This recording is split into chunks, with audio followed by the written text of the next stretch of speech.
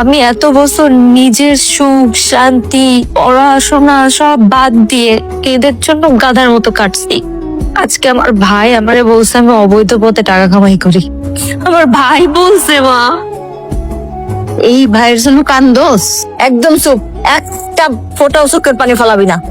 আমি আমার সম্মান পেয়ে গেছি। শান্ত মা, সব ঠিক হয়ে যাবে বাবা, সব ঠিক হয়ে যাবে। ঠিক হবে চাচা, কিচ্ছু ঠিক হবে না। আমার ভাই, আমার আপন রক্তের ভাই, আমার বিয়ে ভাঙতে আমার চরিত্রে দাগ লাগাই দিল। এদের জন্য আমি কষ্ট করছি, এদের জন্য আমি আমার রক্ত পানি করছি। ওরা আমাকে ভালোবাসে না চাচা, ওরা আমার টাকারে ভালোবাসে। কতটুকু বয়স হয়েছে আমার, ছোটবেলায় বাবা হারাইছি, এরপর নিজের পড়াশোনা জীবন সব বাদ দিয়ে গাধার মতো খাটতে বিদেশে চলে গেছি। আজকে তার আমার চরিত্রহীন বানাই দিল।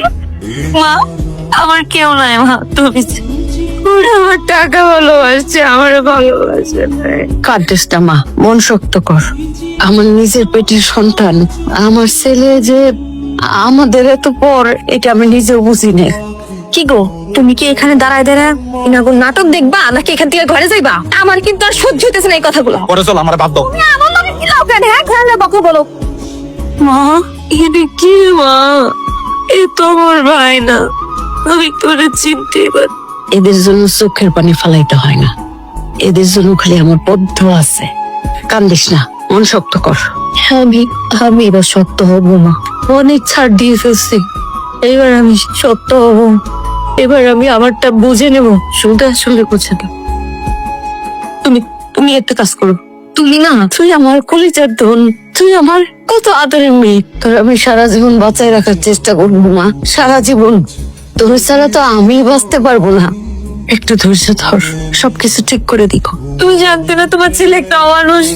তুমি কেন আমার কষ্টের টাকা ওরে হজম করতে দিছো? কেন আমার কষ্টের টাকা ওরে ভোগ করতে দিছো মা? আমি জানতাম না মা, আমি জানতাম না সত্যি আমার ছেলে যে একটা অমানুষ। আমি আমি ওরে বিশ্বাস করে তোর টাকা পয়সা সবকিছু ওর হাতে তুলে দিছি। ও যে সম্পত্তি কিনছে, সেগুলোর দূরের পত্র তো আমার কাছে না। আজকে আমার বাবা যদি বেঁচে থাকতো, আমি এই পরিস্থিতিতে পড়তামই না। এই খোটা তুই আমারে দিস না। আজকে তোর বাবা নাই তাতে কি হয়েছে? আমি আছি, আমি আমার রক্ত দেওয়া হইলেও তোর সমস্ত সম্পদ উদ্ধার করুম। ওর কাছ থেকে সমস্ত টাকা পয়সা দলিল পত্র সবকিছু আমি বুঝে নেব, প্রয়োজনে আমি আইনের আশ্রয় নেব। কবে মা?